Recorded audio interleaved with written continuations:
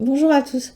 Aujourd'hui, je vais vous montrer comment on fait une bande comme ceci pour le patchwork, qui est une bande assez courante et pour autant qui n'est pas si simple à faire que ça.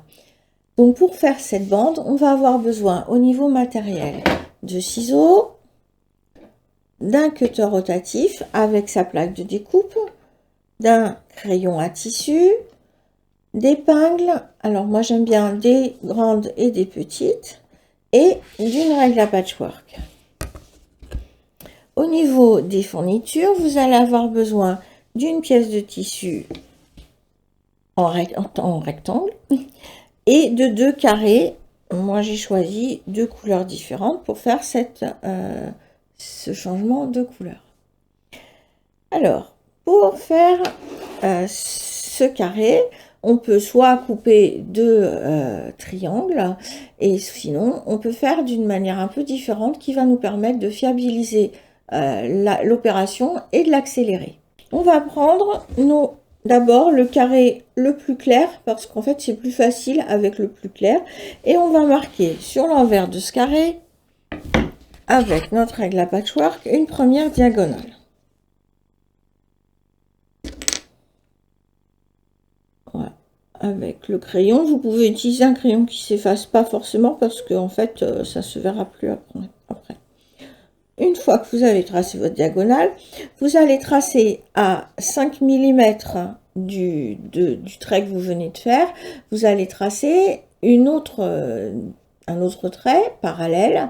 Les 5 mm, ça correspond à votre marge de couture. Donc, si vous faites 0,75, vous allez tracer votre trait à 0,75. Donc, je me sers de ma règle. Je mets mes petits pointillés sur ma diagonale et je fais mon deuxième trait. L'avantage de faire 0,5, c'est que sur les règles à patchwork, on a le 0,5, le 0,75 est plus difficile à trouver. Je fais pareil dans l'autre sens.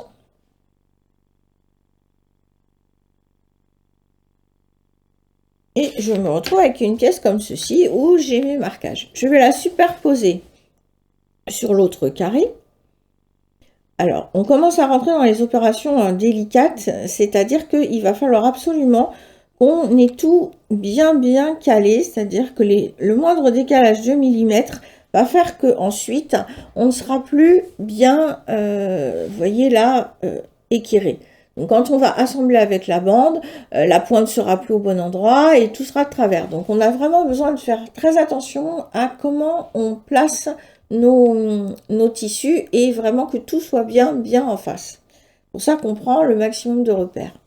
Ensuite, je vais épingler, donc c'est pour ça que j'utilise des petites à cet endroit-là, parce que c'est plus simple, elles prennent pas trop de place. Hop, voilà. Et je vais faire bien attention à une chose, c'est que avec les épingles, on peut faire des plis en fait, on peut changer un peu la place du tissu. Vous voyez, si je fais pas attention, là, je vais me retrouver avec un tissu qui va plus être en face de celui qui est en dessous. Donc, une fois que j'ai placé mes épingles, je veille bien à ce que mon tissu soit bien à plat comme ceci. Donc voilà, maintenant je vais passer à la machine à coudre et je vais coudre sur ces 2 traits, donc pas la diagonale, mais les 2 traits de côté. Je suis passée à la machine à coudre et donc j'ai récupéré une pièce qui est cousue suivant mes 2 diagonales, comme vous pouvez voir. Maintenant, je vais la couper juste sur la diagonale pour obtenir 2 triangles.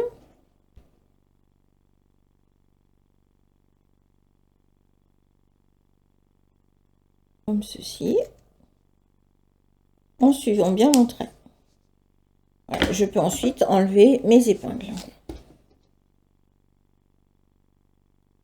Donc j'obtiens mon triangle que je vais maintenant ouvrir pour reformer un carré.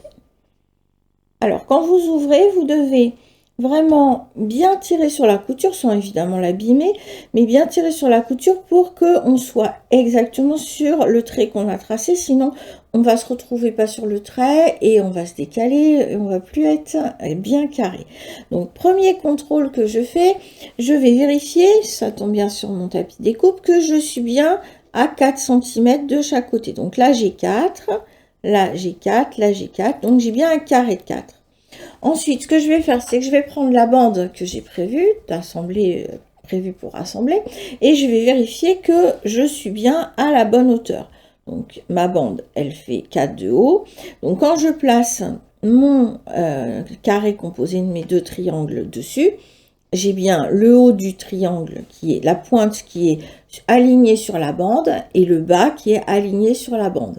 Si on est décalé là, quand on va piquer ensuite, on va obtenir à la fin, en fait, on va plus être là où il faut par rapport à la marge de couture qu'on doit respecter pour ensuite assembler cette bande à autre chose.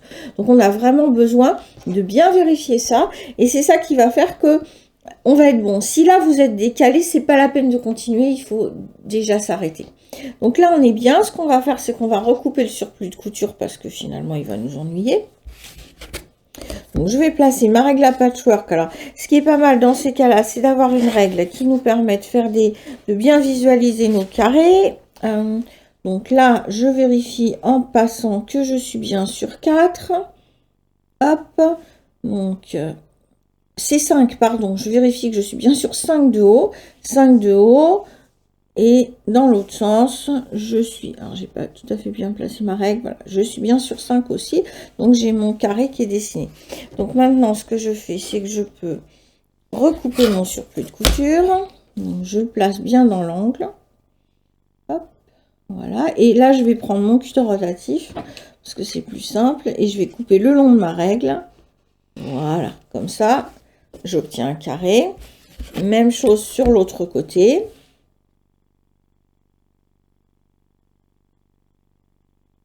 Je vérifie toujours bien le côté carré avec ma règle et je coupe.